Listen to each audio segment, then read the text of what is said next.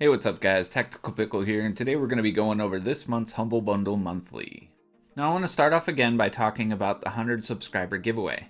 After some feedback I received about the top prize of the Uber Crate subscription, I agree it's a pretty trash prize and decided to change the idea. Now let me know down in the comments below on what you guys think is the better prize setup. So idea 1 is the top prize is a 6-month subscription to Humble Bundle Monthly, as well as handing out any duplicate keys I receive from Uber Crate, as well as Humble Bundle if I do. Idea 2 is a 3-month subscription to Humble Bundle is the top prize, and maybe 3 separate 1-month subscriptions to Humble Bundle, as well as any duplicate keys. So go ahead and let me know down in the comments below what you guys think. So let's dive into this month's Humble Bundle. Also, if there's any game on this list you want me to go into more detail about in a separate video, let me know in the comments below. So now on to the games.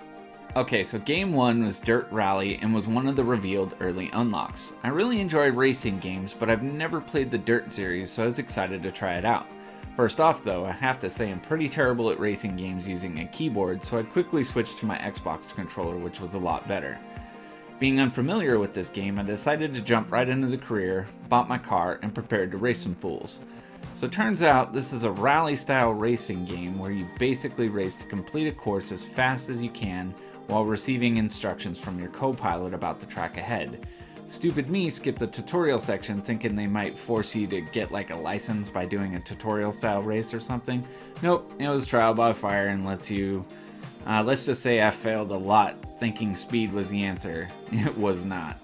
It really came down to finesse, but kind of lost interest quick as I like racing against other cars, not just the clock. All in all, it was a pretty fun racing game. So the second early unlock was Inside. Now I wanted to play this game for quite some time, so it was actually the first game I booted up to play, and I have to say it did not disappoint. It's a side-scrolling, like, mix between 2D, 3D style platforming puzzle game with a very cool art style. This is another one of those games that just kind of throws you in and lets you figure out what's going on. There's no narrative, but it does a great job of drawing you in with the great visuals and solid gameplay. It was really difficult to put this game down to play any of the other ones, as I was really caught up playing it. If you hadn't had a chance to actually play this game yet, I would definitely recommend picking it up. Coming in at number 3 is a game called This Is the Police. You play as a police chief who's being forced into retirement amidst claims of corruption. This is another one of those games that actually surprised me at how much I enjoyed playing it. It's a strategy game where you control a police station and have to dispatch units to various crimes. Each officer has stats as well as unique characteristics that either improve or weaken your odds of successfully dealing with the crime. Successful actions give the officers a boost in their professionalism, where an unsuccessful action leads to a loss in professionalism. The narrative was good with a comic book style of approach to the cutscenes, but the story was sort of generic. All in all, it was a pretty fun game and it's one I'll probably actually play again.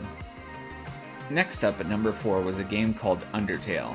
This was a dud for me, as I just didn't enjoy playing it. You play as a young girl who falls into a world of monsters. You meet someone early on in the game that wants to help you escape, so when you encounter a monster, you basically stall for time by talking to the monster till you either become friends, or that person comes to save you.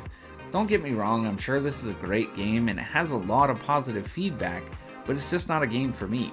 When I play an RPG, I look forward to building up my character, hunting down the most badass weapons and spells to take on the most impossible bosses, not walking around handing out flowers to monsters trying to make new friends. So game number 5 is Metrico Plus. Well, this is another side-scrolling platform puzzle game, but you get to explore the unique world of infographics, all the bar charts, line diagrams, and pie charts. React to what you're doing. Now, if that just doesn't sound like the most exciting game ever made, you better check your pulse to see if you're still alive.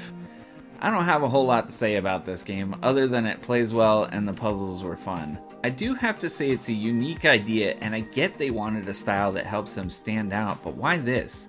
I mean, when I read the description for this game, I just pictured someone bored to death at their cubicle staring at another bar chart, zoning out, and you are basically in this guy's imagination as he works to survive creating another useless chart. Approaching it this way made it a little more bearable to play. It's a good game, but I wouldn't really recommend it to anyone to buy, as there's much better side-scrolling platform puzzle games for around the same price range. Number 6, we have Goren. This is another 2D platformer. However, this game is a procedurally generated shooter. Not really sure how to explain the art style. The visuals were well made, and it did offer a unique style that I haven't seen in other games. During the time that I played it, I didn't have any real issues, as it played very well and it was a lot of fun. I'm not very skilled at playing these style of games with a keyboard, so I switched to my controller, which made the experience a lot more pleasant, and I would recommend, if you do play it, to just skip the keyboard and go straight to the controller. Coming in at number 7 is the Turing Test. This is probably the biggest surprise on the list. It's a first-person puzzle game that borrows heavily from Portal, but it does it with its own style.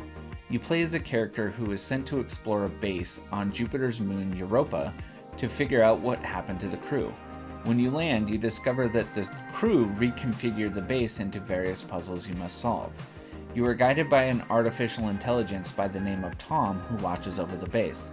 So the Turing test that this game is based on was created to test a computer's ability to imitate or become indistinguishable from a human. Now, the narrative that accompanies this game is very intelligent and does a lot to draw you into the game as you solve the various puzzles trying to figure out what happened to the crew. This is one of those games that is a must-play if you enjoyed Portal. It gives you that nostalgic feeling while doing an excellent job of making it feel fresh and new. Up last, we have Super Rude Bear Resurrection. Yet again, we have another 2D platforming puzzle game, but the unique mechanic with this one is that as you play through the level and you die, your body stays as you resurrect, allowing you to use that body to bypass, say, some spikes that had killed you there. It was a lot of fun in the beginning, but as it got progressively harder, it made the glaring flaws more noticeable. The controls and physics are very sloppy, and you find yourself dying way more often than you should as your character slips and slides like he is on ice. It feels very fidgety and can be frustrating at times. It got to the point where I just didn't enjoy playing it anymore. I could see this being a great game for people who enjoy challenging speedruns where you have to be precise, however the controls didn't really lend themselves to that style of gameplay. I can't really say I will play this game again, nor could I recommend it to anyone. If you get it for free, sure, check it out, but other than that, I don't think it's worth paying the $15 for this headache. Well, this wraps up this month's games. Another set of quality games as well as a dud or two, but I honestly can't complain. The value of this month's bundle far exceeds the $12 that you pay.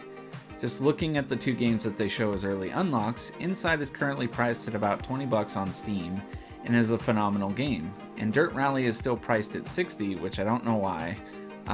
But if you love the style of racing games, it's a huge value to pay just $12 for this month's subscription just to get either one of these games. As always, I wanted to thank you guys so much for watching. You've been awesome with your comments and feedback. As a reminder, if there's any game on this list that you want me to go into further detail on and make a separate video, go ahead and comment down below and I'll work on that. If you guys enjoyed the video, feel free to hit that like and subscribe button. If you didn't like the video or something about it, let me know in the comments below so I can work on improving it. You know, sometimes it's hard to know if you're doing something wrong unless somebody tells you. So thanks again everyone for the awesome support, and I'll see you next video.